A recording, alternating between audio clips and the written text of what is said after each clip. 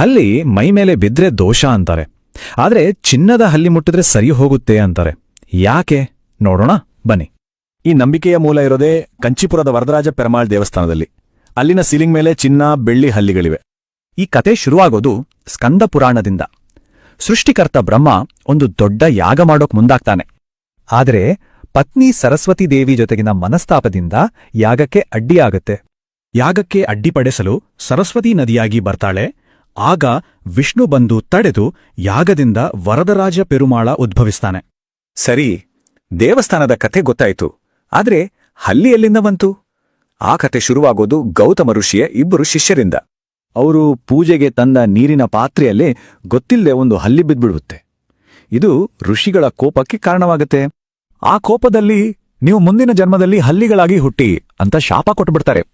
ಆಮೇಲೆ ಋಷಿಗಳಿಗೆ ತಾವು ಮಾಡಿದ್ದು ತಪ್ಪು ಅಂತ ಅನಿಸಿ ಶಾಪ ವಿಮೋಚನೆಗೆ ದಾರಿ ತೋರಿಸ್ತಾರೆ.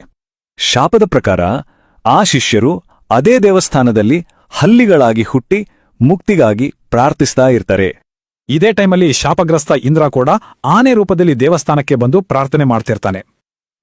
ಹೀಗೆ ನೋಡಿ, ಒಂದೇ ಕಡೆ ಇಬ್ರು ಶಿಷ್ಯರು ಹಲ್ಲಿಗಳಾಗಿ, ದೇವರಾಜ ಇಂದ್ರ ಆನೆಯಾಗಿ ಶಾಪ ವಿಮೋಚನೆಗಾಗಿ ಕಾಯ್ತಾ ಇರ್ತಾರೆ. ಅವರ ಭಕ್ತಿಗೆ ಮನಸೋತ ವಿಷ್ಣು ಅವರೆಲ್ಲರ ಸಂಕಟವನ್ನ ಕೊನೆಗೊಳಿಸೋಕೆ ನಿರ್ಧರಿಸ್ತಾನೆ. ಒಂದೇ ಕ್ಷಣದಲ್ಲಿ ಇಂದ್ರನಿಗೆ ಮತ್ತು ಆ ಇಬ್ಬರು ಶಿಷ್ಯರಿಗೆ ಶಾಪ ವಿಮೋಚನೆ ಆಗುತ್ತೆ. ಶಾಪದಿಂದ ಮುಕ್ತನಾದ ಇಂದ್ರ ಈ ಘಟನೆಯ ನೆನಪಿಗಾಗಿ ಒಂದು ಸ್ಮಾರಕ ನಿರ್ಮಿಸಲು ಮುಂದಾಗ್ತಾನೆ. ಸೂರ್ಯ ಚಂದ್ರರ ಸಾಕ್ಷಿಯಾಗಿ ಚಿನ್ನ ಮತ್ತು ಬೆಳ್ಳಿಯ ಹಲ್ಲಿಗಳನ್ನ ದೇವಸ್ಥಾನದ ಛಾವಣಿ ಮೇಲೆ ಸ್ಥಾಪಿಸ್ತಾನೆ.